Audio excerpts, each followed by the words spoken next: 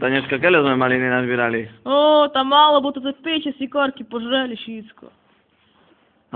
Kukajcie co tam ma, kukajcie co ja widzę do piciku. Widzicie? Gdzie? Gdzie? A tam hore, a kukajcie jaka kupa, pozmę się tam kuknąć. Dobre, to pozme. Co to taka pachota? Gargamilovi zaś prihoreli pućohi. Chyba musi być doma, albo co?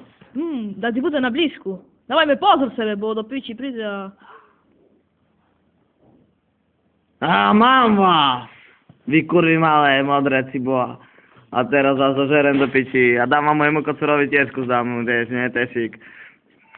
Jak się nas naszł? Szami myśleli, że się w lesie na jachodku. Oj, Boże. To ja wam wczułem aż na kilometry do pici. Wy małe kurwy. Potem, da to ti powiem.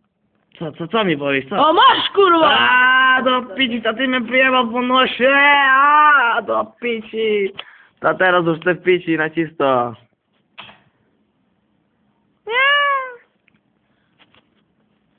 No patrz, kosurek, patrz! Oj, niechaj, bo nas użery. Oj, tak my już pici, ten Gargamel nas lapila, nas uwary, ja zożry. Joj, tam izmy, o kurwa, ja się dojebał. Kurwa, co mi rzucą do paraka, cibła, ten kocur pojebany. Do pici wybuchniemy, Co się kurwa stało? Żeśmy się dostali łąka, cibła. Dobre. Uciekajmy! Dobre. No, a ty kokoce, teraz serce podam do pici. Co si zrobił? Zaś wszystko dojebał, cibła, zaś nas utekli, zaś będziemy hodować do pici. Co teraz budeme rzec? Zawołaj Jelicina. Pici, zawołaj Brežnevovi do piči, najdaké nožky priveže do piči.